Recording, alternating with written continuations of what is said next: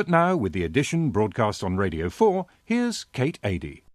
Today, the authorities in the Islamic Republic may disapprove, but young people in Iran, it seems, are determined to have fun. It's back to work after the violent end to the Bangkok protest, but the red shirts may not be giving up yet. CO2 emissions? A conference in Chicago here's there, nothing much to worry about.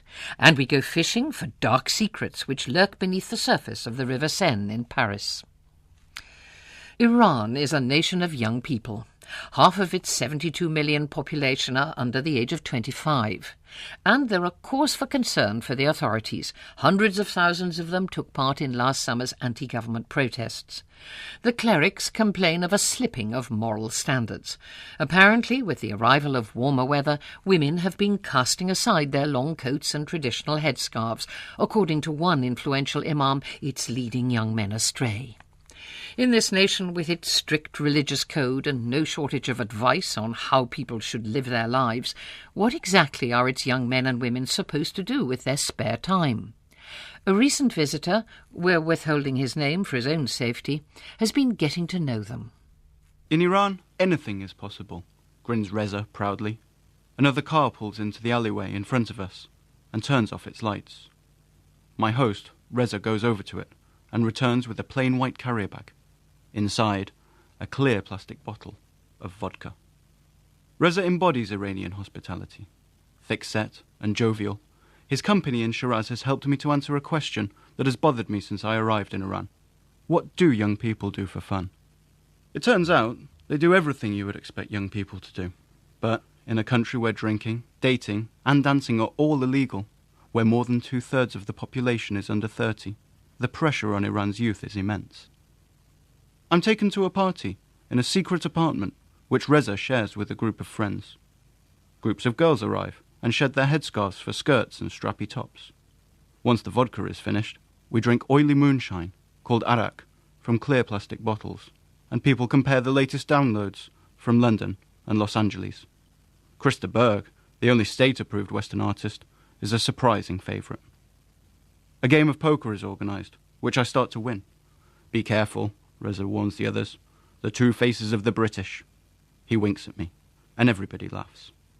They've long been suspicious of Britain in this country.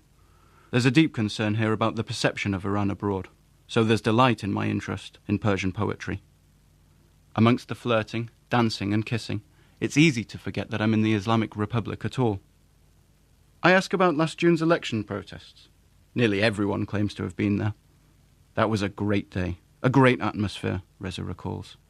The girls were all talking to the boys, and things felt different. He told me that the Besiege, the country's religious militia, had arrived moments after they had left.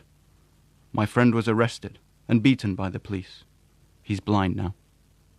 A week later, I'm in Esfahan with Fahim, a lithe, smiling young man, in a tight t-shirt and low-slung jeans.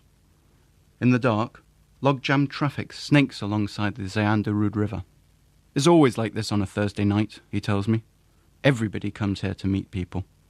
Campfires flicker, and families eat picnics and smoke water pipes, whilst figures dance in the shadows. The cars are full of groups of young guys and girls. Windows are wound down, Iranian pop thuds from the radios, and as the traffic crawls along, conversations and scrawled phone numbers are exchanged. We wander along the riverbank, sipping arak from a Coke bottle. Somebody turns the radio up, and everyone starts to dance. After 20 minutes, a motorbike pulls up with two young bearded men in leather jackets.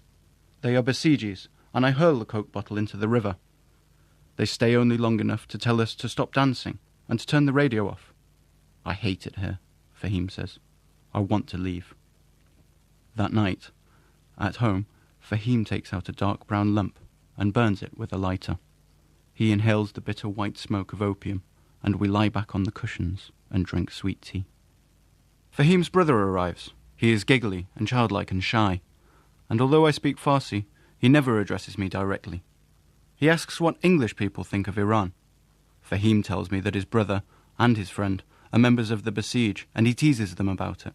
We talk until dawn, with the running joke being that I'm a jasouse inglisi, an English spy. They want to know about English football, and tell me about their team Sepahan. The next day, I ask Fahim to take me to a match.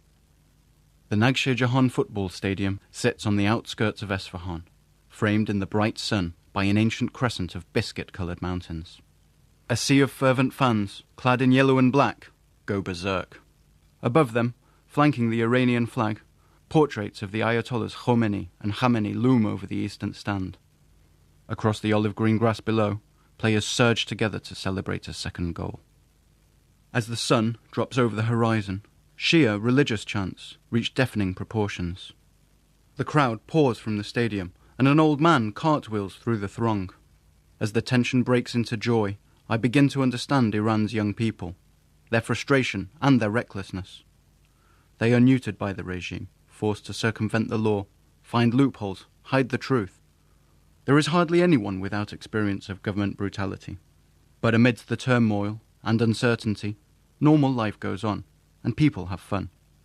As we leave the stadium through the chaotic traffic, young men hang out of car windows, horns blare, teenage boys dance in the street. In Iran, anything is possible, if you know where to look. The Thai Prime Minister, Abhisit Wejtachiwar, says order has been restored in both banks.